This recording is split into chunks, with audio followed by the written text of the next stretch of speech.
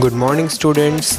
I, Hemant Vyas, welcome you to a biology class. Students, let's continue with our chapter Plant Reproduction with the heading Seed Dispersal.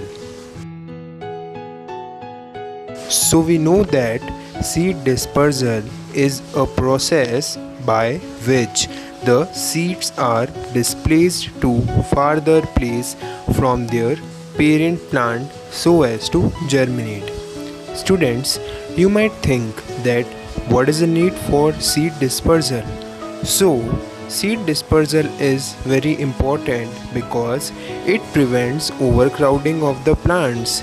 If many plants grow at the same place, then the soil of that place will not be nutritious because all the nutrients would be absorbed. Therefore, proper space should be present between the plants. Students, there are 4 ways by which the seeds are dispersed from one place to another. Let's see them. First, wind dispersal.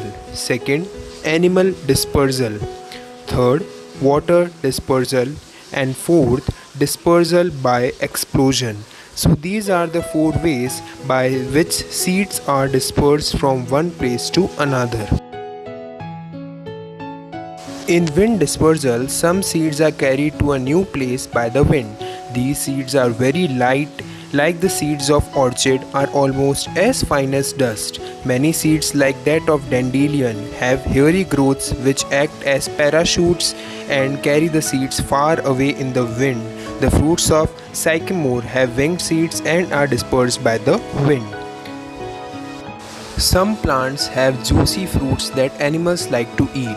Only the juicy and fleshy part of the fruits is digested inside these animals' bodies. The stones and pips are excreted and they produce the new plants, as they contain seeds. This can also take place far away as the animals keep roaming about. Blackberry, cherry, apples, etc. are dispersed in this way. Birds also help to disperse the seeds through their droppings. Dogs, even many animals, have the fur of the seeds. Squirrels keep on eating these fruits which have seeds. Take the example of a bear. When a bear eats a plant, many seeds of plant are eaten by it along with the fruit. Now, whenever it goes to nearby places and whenever he tries to excrete in the form of pips and stones, the seeds are excreted out which germinate and grow into new plants. Human beings also eat many fruits like orange, mango, pear and plums. When we eat the fruit, we only eat fleshy part and the seeds are thrown away. Wherever we throw these seeds under proper conditions, they grow into new plants. The water dispersal method works for seeds which can float in water. Coconut seeds can travel thousands of kilometers across seas and oceans. Seeds of lotus and lily are also dispersed by water. Isn't it interesting that a coconut tree on Asia could also be of America as it has traveled through sea and reached till Asia?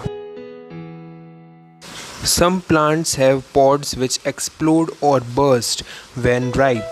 This mode of dispersal of seeds is called explosion. It causes the scattering of seeds away from the parent plant. Examples of such plants are ladyfinger, peas, beans and balsam.